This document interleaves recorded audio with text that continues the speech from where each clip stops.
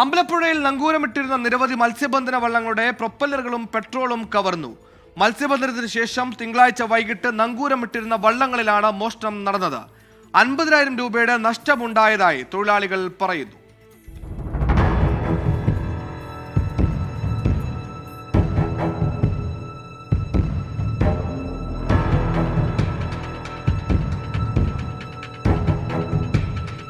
Ambalappuzha Purakkad junction തെക്ക് ഭാഗത്ത് തീരത്ത് നങ്കൂരമിട്ടിരുന്ന വേദവ്യാസൻ, ജപമാലരാജ്ഞി, ജോയൽ, കൈരളി എന്നീ ഫൈബർ വള്ളങ്ങളുടെ പ്രൊപ്പലറുകളാണ് കവർന്നത്. ഇതിൽ വേദവ്യാസൻ വള്ളത്തിൽ മത്സ്യബന്ധനത്തിനായി സൂക്ഷിച്ചിരുന്ന 10 ലിറ്റർ പെട്രോളും കവർന്നു.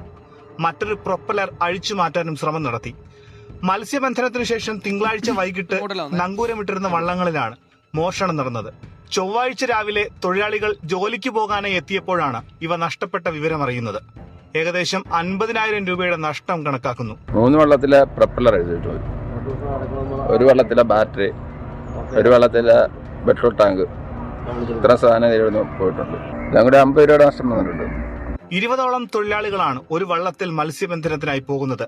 മത്സ്യബന്ധന ഉപകരണങ്ങൾ നഷ്ടപ്പെട്ടതോടെ 4 വള്ളങ്ങളിൽ ജോലിക്ക് പോകുന്ന തൊഴിലാളികളുടെ ഉപജീവനമാണ് നിലച്ചത്. പ്രദേശത്ത് മത്സ്യബന്ധന ഉപകരണങ്ങൾ മോഷണം പോകുന്നത് പതിവായിരിക്കുകയാണെന്നും ഇത് തടയാൻ പോലീസ് പരിശോധന ശക്തമാക്കണമെന്നുമാണ് തൊഴിലാളികളുടെ ആവശ്യം. 24 ആലപ്പുഴ.